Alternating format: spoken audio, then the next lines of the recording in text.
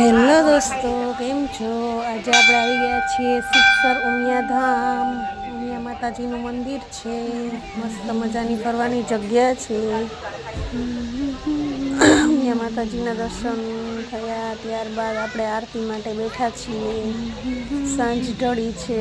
જો સરસ મજાની આરતીનો ટાઈમ થયો છે અને બાજુમાં નદી છે સરસ મજાની. અને આપણે અહીંયા બેઠા છીએ. એકદમ શાંત વાતાવરણ અને સરસ મજાની, બાળકોને પણ મજા આવે એટલા માટે આપણે અહીંયા આવ્યા છીએ.